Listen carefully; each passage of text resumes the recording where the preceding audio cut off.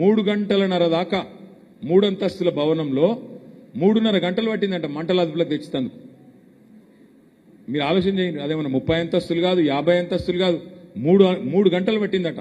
గా బుడ్డ 3 అంతస్తుల బిల్డింగ్లా ఫైర్ కంట్రోల్ చేసేందుకు 10 గంటలకు ఈ సాక్ష్యాధారాల చెరిపివేత కార్యక్రమం ఏదైతే మొదలైందో సాక్ష్యాలన్నీ మాయమయ్యే వరకు 3.5 గంటలు నిర్విఘ్నంగా జరిగేందుకు మరి ప్రైవేట్ ఆర్మీ లాగా అక్కడ పోలీసు వాళ్ళు కానీ ఇంకా ఇతరులు కానీ సహకరించినట్టుగా కనబడతా ఉంది. 3 అంతస్తుల బిల్డింగ్లా ఫైర్ ఆపేందుకు 3.5 గంటలు పడుతుందంటే ఇంత ఎఫెక్టివ్ ఫైర్ డిపార్ట్మెంట్ ఉంది మనకి, వాళ్ళకి 3.5 గంటలు పట్టిందంటే ఎవరైనా నమ్ముతారా? దీనిలో పెద్దవాళ్ళ పాత్ర లేదు అంటే ఎవరైనా నమ్ముతారా?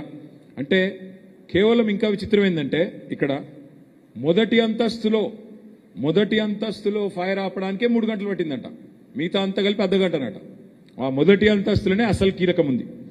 ఈ రాష్ట్రంలో శాంతి భద్రతలకు సంబంధించి పెద్ద పెద్ద నేరగాళ్లకు సంబంధించిన ముఖ్యమైన కేసులకు సంబంధించి అతి ముఖ్యమైన ఇన్ఫర్మేషన్ అంతా స్టోర్ చేసేది ఈ ఫోరెన్సిక్ ల్యాబొరేటరీ.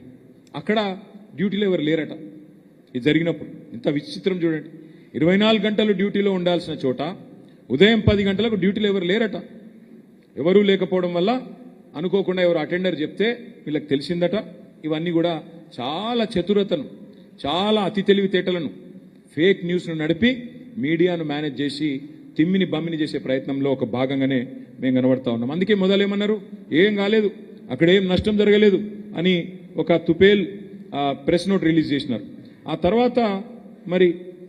తర్వాత ఇగో ఇది ప్రెస్ నోట్, అందులో ఏం లేదని. తర్వాత ఎఫ్ఐఆర్ వచ్చింది బయటికి. ఎఫ్ఐఆర్లో పాపం మా పోలీస్ ఆయన నిజాయితీగా పనిచేసినట్టున్నాడు. ఆయన రాసిండు క్లియర్గా ఏమి జరగలేదు అనేది తప్పు.